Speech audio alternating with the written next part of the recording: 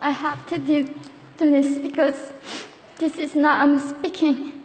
This is the people who want to tell the world what they want to say. North Korea is an unimaginable country. There is only one channel on TV. There is no internet. We aren't free to sing, say, wear, or think what we want. North Korea is the only country in the world that executes people for making unauthorized international phone calls. North Koreans are being terrorized today. When I was growing up in North Korea, I never saw anything about love stories between men and women. No books, no songs, no press, no movies about love stories. There's no Romeo and Juliet. Every story was propaganda to brainwashes about the Kim dictators.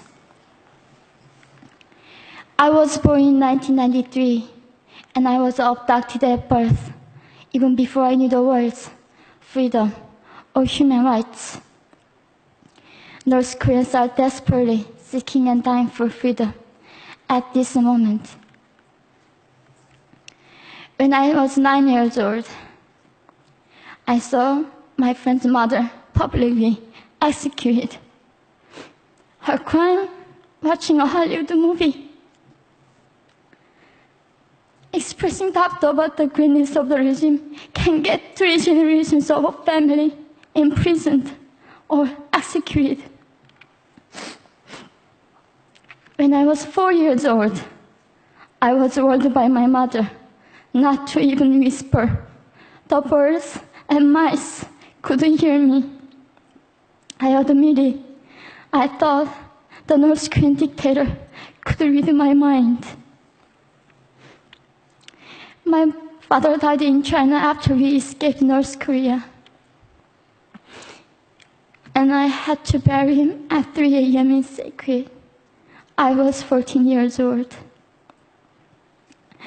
I couldn't even cry. I was afraid to be sent back to North Korea. The day I escaped North Korea, I saw my mother raped. The rapist was a Chinese broker. He targeted me. I was 13 years old. There is a saying in North Korea, women are weak, but mothers are strong. My mother allowed herself to be raped in order to protect me.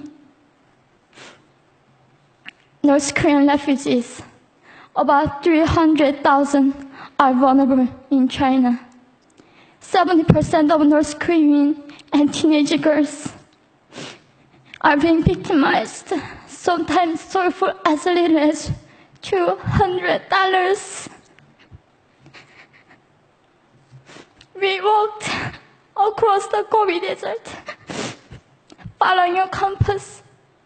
When they stopped working, we followed the stars to freedom. I felt only the stars were with us. Mongolia was our freedom moment. Death or dignity. Under the knives, we were prepared to kill ourselves if we were going to be sent back to North Korea. We wanted to live as humans.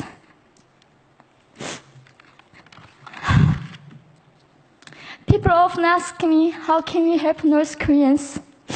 There are many ways, but I would like to mention 3 for now. 1, educate yourself so you can raise awareness about human crisis in North Korea.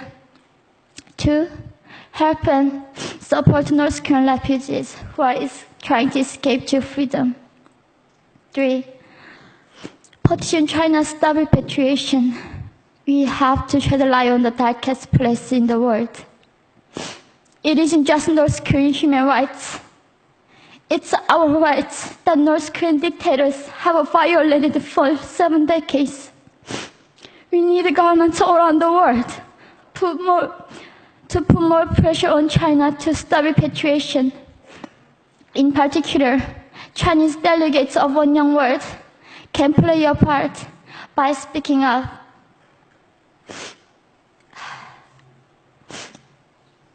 North Korea is indescribable.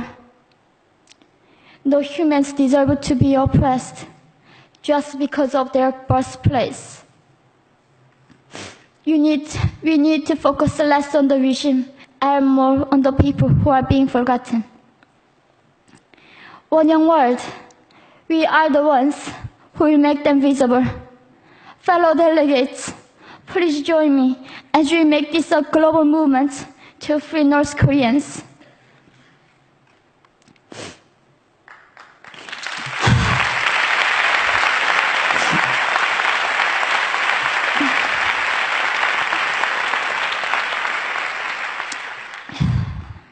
When I was crossing the Gobi Desert, scared of dying, I thought nobody in this world cared. It seemed that only the stars were with me. But you have listened to my story. You have cared. Thank you very much.